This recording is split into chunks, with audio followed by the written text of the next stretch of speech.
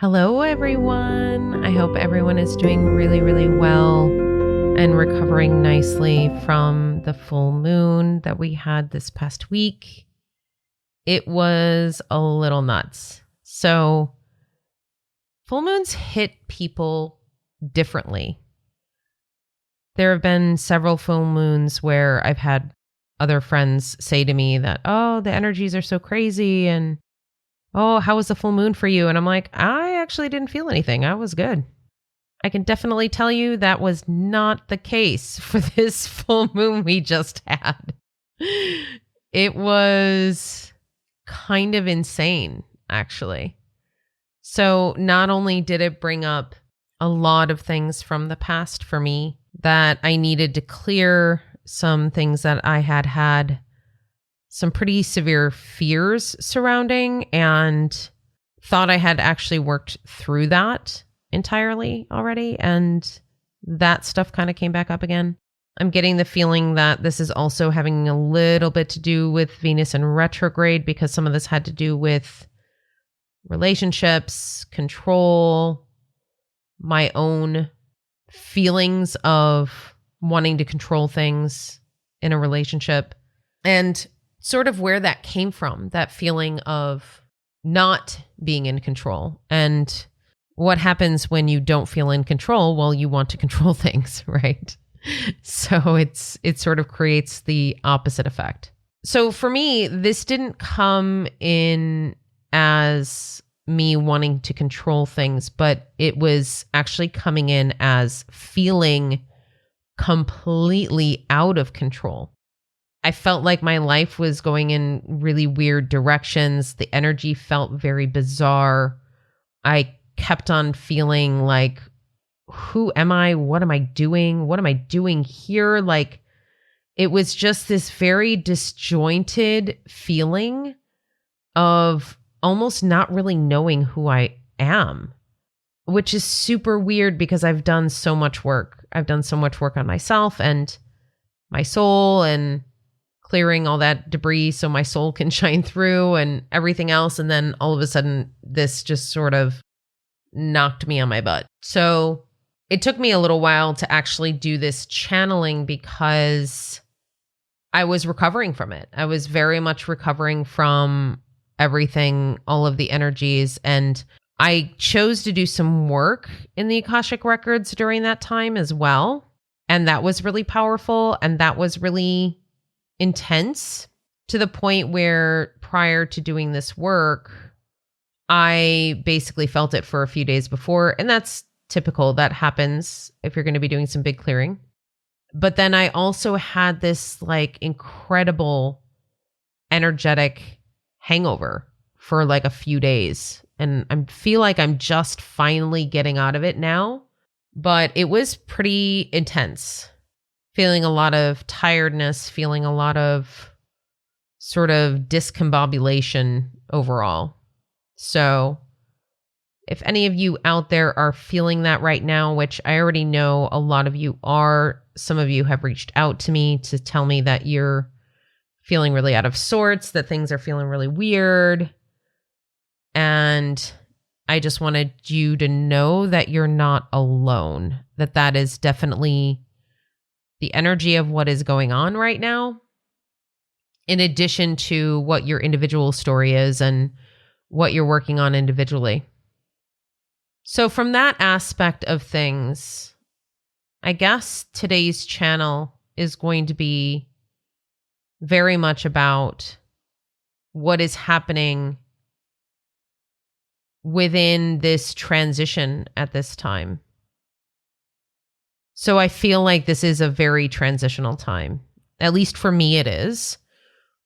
Maybe it's not for some of you, but those of you who have found this particular channeled message, this is going to resonate for you because that's how the universe works. You find the things that are aligned for you when you are tuning in.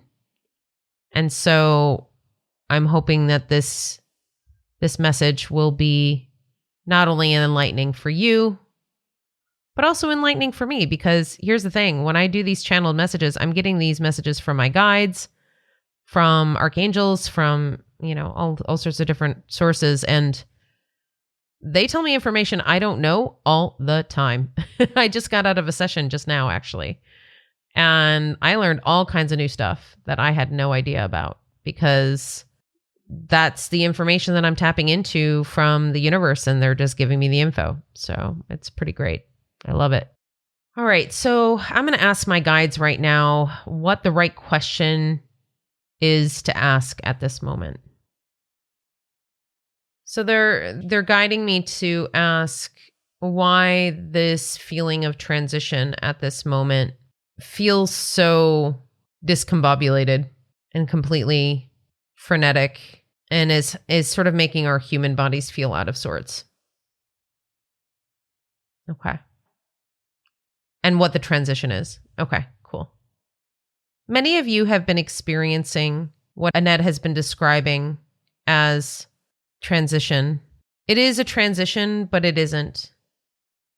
It is more of a moving through a particular energy, or a particular portal, if you will, of energy. And it's like from moving to one place from another. So prior to this moment, you were in another energy and you just stepped into a new energy. And you're getting used to what it feels like to be in that new energy. That is the feeling of not knowing who you are, what you're doing, where you are. That feeling that Annette was just describing. That happens when you collapse timelines. It happens when you shift dimensions. It happens when you are moving from one side of the portal to the next in terms of energy. Oftentimes, it's not as visceral as that. You wouldn't necessarily feel it so much in your body. You wouldn't notice it so much in your experience if it is something that is gradual, or something that is shifted through natural means. But there are times when the shift happens quickly, which causes this feeling of, as Annette says, discombobulation, where you feel out of sorts, not knowing where you are, who you are, what's happening.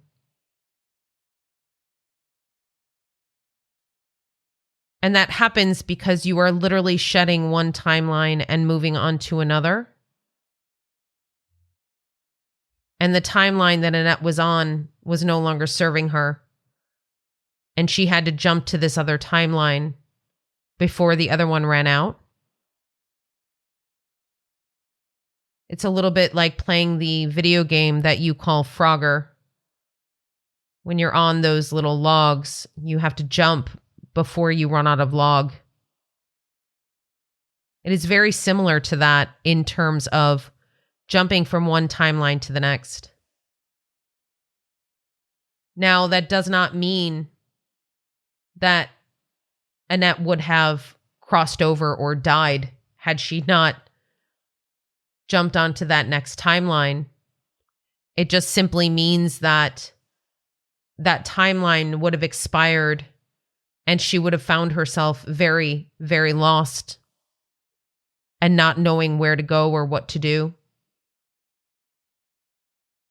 until she found the new timeline. And that happens oftentimes with humans. If you are not jumping to the new timeline, you're still wandering in the ethers after a timeline that has already expired is still in your energy field. So sometimes this process can be a little jarring.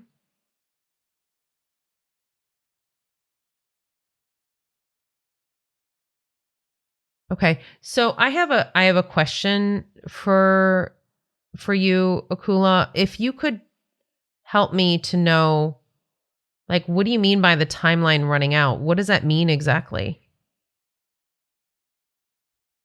It simply means that there is no more energy that is sustaining that particular reality. So the reality has run its course. That particular timeline has run its course, and it has no more fuel in the engine, so to speak. So it basically dies out because there's nothing more that it needs to do. There's no use for it any further. Okay. So what does it mean if somebody stays on a timeline that's dead or a timeline that's come to its end? What happens there? They either stay stuck in that old paradigm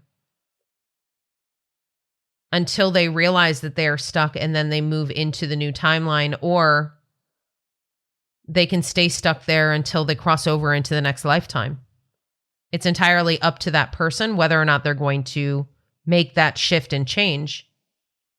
Most of you who are listening at this time would not stay stuck for long because you've done enough internal work and you've done enough spiritual work to understand when you are stuck and to understand when you need to move, when you need to take action.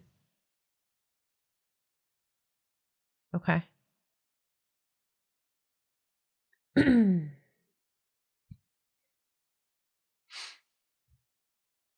So as our guides, do you often give us nudges and certain things like that in order to push us off the dead timelines? I wouldn't call them dead timelines because that's not what they are. They are timelines that have run out of energy. So they are no longer active. Think of them as inactive timelines. Okay. So will you give us nudges if we're sort of on a timeline that is running out of steam, so to speak? Yes, we give you nudges all the time. Okay. Okay, so if somebody is feeling stuck in that energy of sort of a dying timeline, or I'm sorry, I will rephrase, in a timeline that is losing steam, that doesn't have any energy left, if they're feeling stuck and don't know how to go into the new timeline, what do you suggest? The first thing we suggest is to get help, to speak to another practitioner, to get outside information. Sometimes you as humans get so closed in on your own energy that it is hard for you to see anything outside.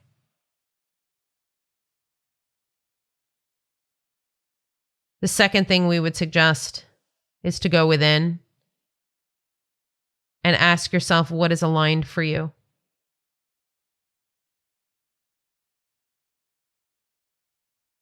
And whatever isn't aligned for you, allow it to break free, allow it to let go.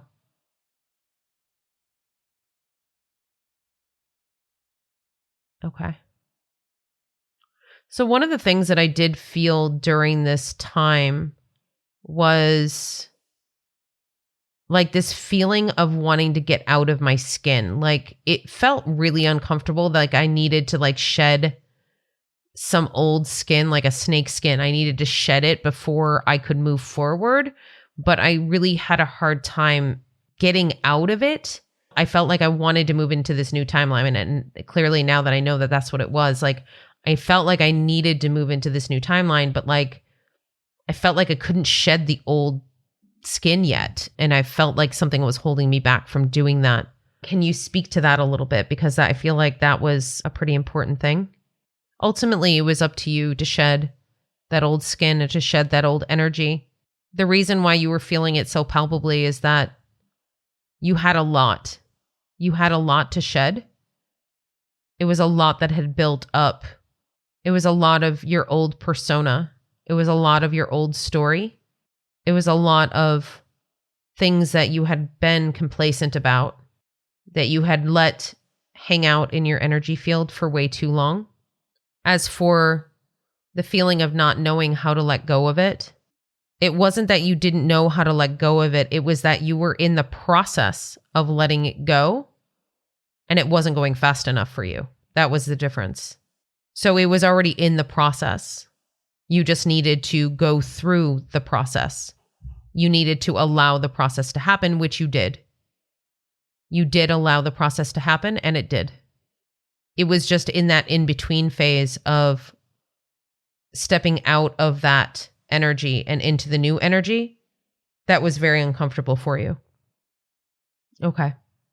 So have I let go of that old timeline entirely? Yes. Okay. Is there anything else that I personally need to do in order to anchor into this new timeline?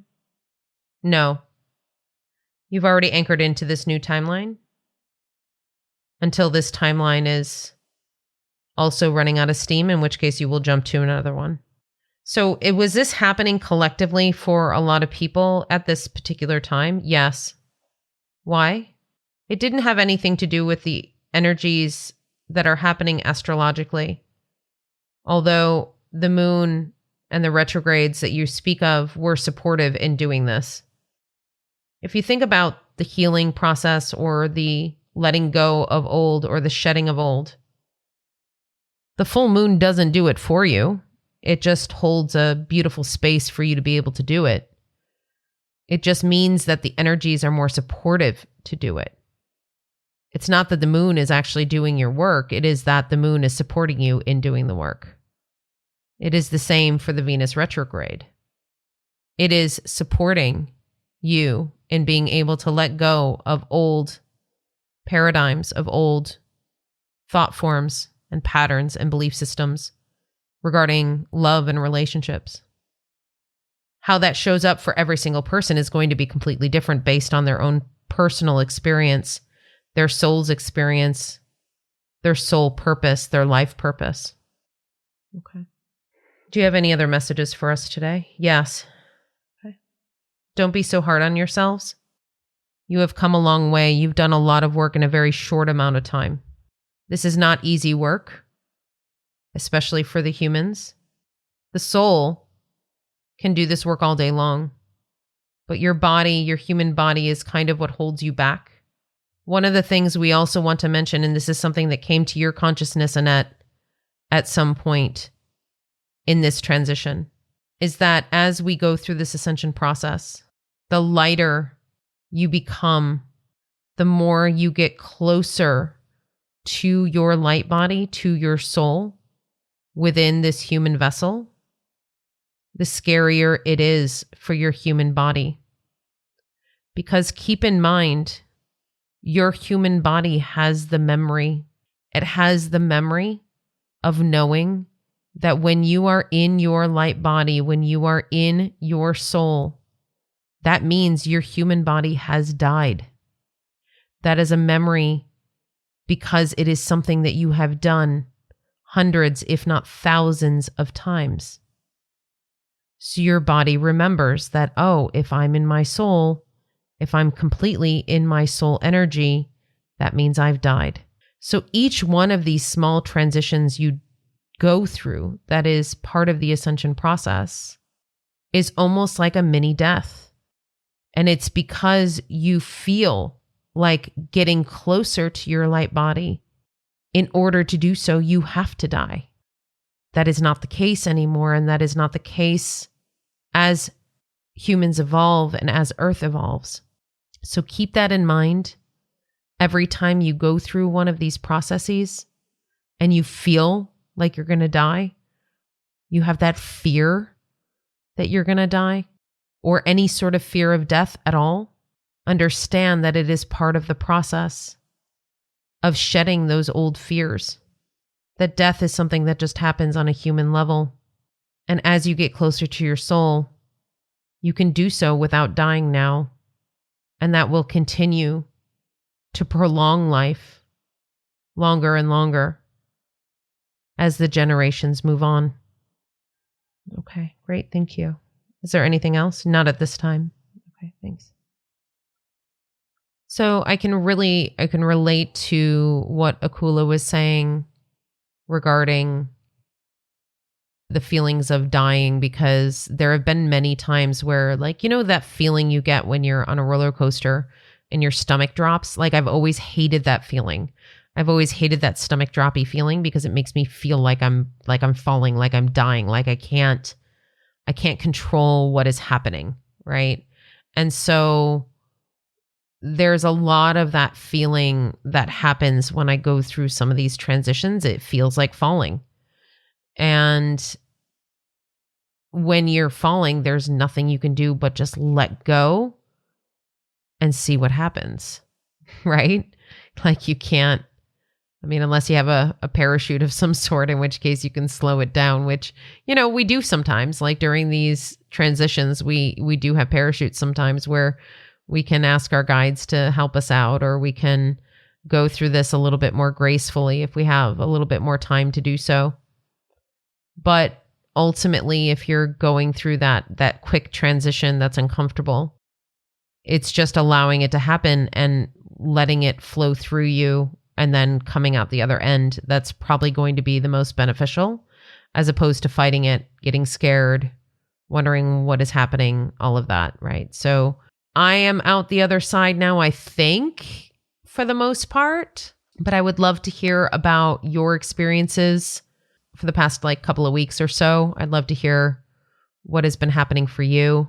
So for next week's message, I'm going to talk a little bit about something that came up in a session today, which is something to stay tuned for. And this is about leaving a spiritual will. And I know it sounds interesting, but I can't believe it's never been talked about before that I know of. But the idea of leaving a will of some sort to a friend who is spiritual, stating that you give them the permission to see a medium or a psychic or somebody who is going to be able to make sure that your soul crossed over, that you clear any soul contracts or vows or anything that you need to.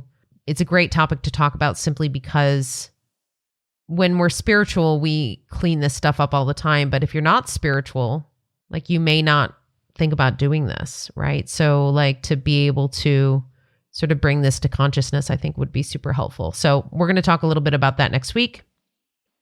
Stay tuned for the new episode on Wednesday, and I wish you all a beautiful, beautiful week.